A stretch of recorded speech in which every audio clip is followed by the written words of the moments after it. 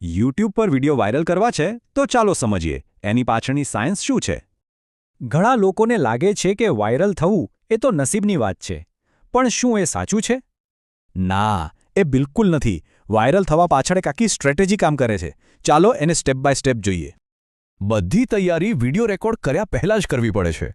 પહેલું અને સૌથી અગત્યનું સ્ટેપ ફાઉન્ડેશન. આ 3 મુખ્ય વસ્તુઓ છે જે કોઈપણ વિડીયોને વાયરલ બનાવી શકે છે. સૌથી પહેલાં એવો વિષય પસંદ કરો જે ટ્રેન્ડિંગ હોય અથવા જેમાં લોકોને ખૂબ રસ પડતો હોય. ટાઇટલ તો ફર્સ્ટ ઇમ્પ્રેશન છે. એવું હોવું જોઈએ કે લોકો ક્લિક કર્યા વગર રહી જ ન શકે. પણ સૌથી અગત્યનું એ છે થંબનેલ. આના પર જ બધો ખેલ છે. બ્રાઇટ કલર્સ, ક્લિયર એક્સપ્રેશન અને બહુ જ ઓછા શબ્દો. બસ આટલું જ જોઈએ. ચાલો હવે વાત કરીએ વિડીયો કન્ટેન્ટની.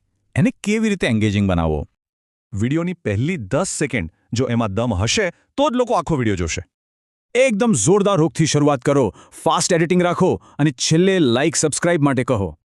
અને હા, સારા ટેગ્સ અને ડિસ્ક્રિપ્શન લખવાનું ભૂલતા નહીં. એનાથી જ વિડીયો સર્ચમાં આવશે. વિડીયો અપલોડ થઈ ગયો? કામ હજુ પત્યું નથી. હવે આવે છે ગ્રોથ એન્જિન. સૌથી જરૂરી છે કન્સિસ્ટન્સી. દર અઠવાડિયે 2-3 વિડીયો અપલોડ કરવાનો ટાર્ગેટ રાખો. ટાઈમિંગ પણ બહુ મેટર કરે છે. જ્યારે ઓડિયન્સ સૌથી વધુ ઓનલાઈન હોય ત્યારે જ અપલોડ કરો.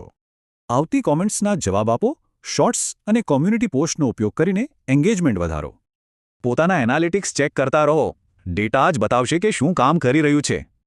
ખાસ કરીને ક્લિક થ્રુ રેટ પર નજર રાખો. 7%થી વધારે હોય તો બહુ સારું. જે ટ્રેન્ડમાં ચાલી રહ્યું હોય એનો ફાયદો ઉઠાવો. અને હા, બીજા ક્રિએટર સાથે કોલાબ કરો. તો આ બધામાં સફળતાનો સૌથી મોટો મંત્ર કયો છે? જો વાયરલ રાતોરાત નથી થવાતું. સાતત્ય જ લાંબા ગાળે સફળતા અપાવે છે. યાદ રાખો, દરેક ચેનલ અલગ હોય છે. આ સ્ટ્રેટેજીને પોતાની બ્રાન્ડ મુજબ અપનાવો.